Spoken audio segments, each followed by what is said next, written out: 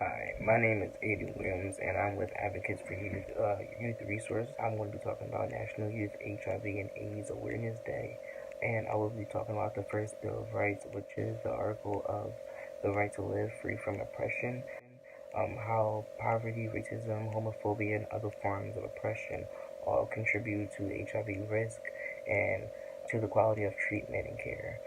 When it comes to youth and when it comes to poverty and all these forms of oppression, it takes an effect on HIV risk.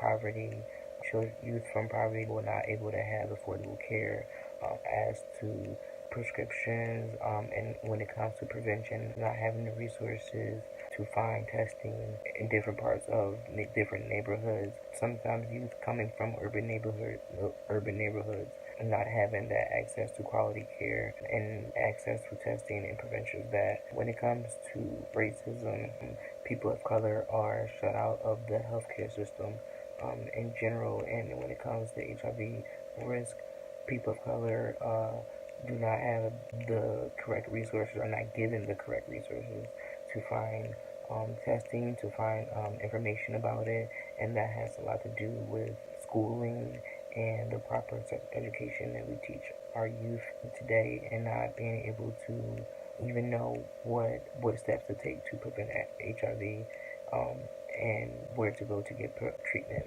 Homophobia has definitely played a big role in HIV risk and the quality of the care. Doctors see LGBT individuals as big risk for this care, and not wanting and going to the point of sometimes not wanting to treat individuals. All these different types of form of oppression can prevent someone from receiving the correct care. Hey everyone, my name is Karem. I'm 20 years old and I'm from North Philly, and today we're going to talk about the NYHAAD Bill of Rights, specifically Article number 2, which states young people have a right to the education and skills they need to protect themselves from HIV.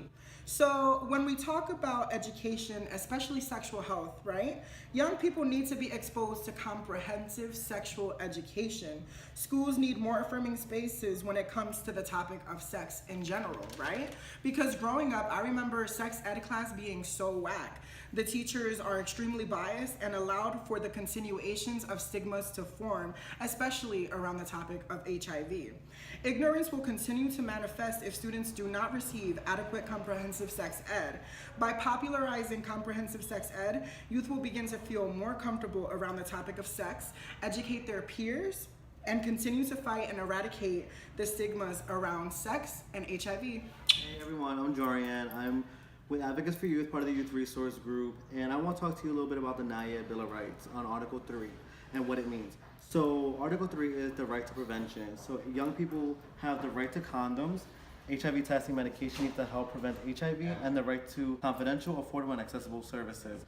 So when we break this down, we're talking about the three key components, which is confidential, affordable, and accessible service. So when we think about young millennials like myself or the future that comes, we need to be able to have a stomping ground for them, to make sure they have accessible services and, doctors' offices, and also safe and brave spaces that they can go to and talk about these certain things, especially HIV, because since HIV is so stigmatized, so we want to be able to provide services where they can go, get condom, get free HIV, affordable testing, and be able to have these one-on-one conversations with either the younger peers or someone who is more knowledgeable and someone who they can get access to. So all this to say, we have to make it more affordable. We have to change it in the school system, make it more comprehensive sex ed, so that way it's more of a conversation and more of a topic in the school system and not just a topic at the doctor's office. Let's keep it more confidential. Let's keep it open and to a point where it's safe to talk about in public, but confidential with ourselves. Make it affordable so that way it's easy, it's free. Let's make it free, obviously, and accessible, meaning let's make it in our community. We have to more so make it in our community so that way people have more access to go to it, because a lot of people can't travel far or it's not accessible to buses or trains like that. So let's think about those kind of things and let's hope for the best. Thank you. So I have Article 4, the right to treatment and care. Young people are at risk of not receiving medication regularly enough to have their viral load suppressed. We must ensure that all youth have access to accessible and affordable HIV treatment. And so that is why I believe that every person who is HIV positive deserves the best care possible. And that includes finding good healthcare providers and a quality clinic where you're not being discriminated for your sexual orientation and gender identity. This ensures us that the patients can lead a happiest and healthiest life. Hi guys, my name is Leo Benavides. I'm 19 years old and I'm going to be reading an article from the Bill of Rights for the National Youth of HIV and AIDS Awareness Day. So Article 5 says the right to live without criminalization, discrimination, and stigma. Young people living with HIV have the right to freedom and dignity. Laws which criminalize HIV are founded in ignorance and serve only to direct attention and resources from real strategies to end the epidemic. So basically, what that means to me, since I do live a life with HIV, I have the right for my own freedom. No one can tell me, oh, you can't talk about your status, don't talk about it, this and that. Like, you are no one to tell me that I cannot talk about my status to anyone. Laws which criminalize HIV and founded in ignorance, yeah, it is founded in ignorance because you guys should be talking about it. We should be talking about it and making sure that people are aware of what is going on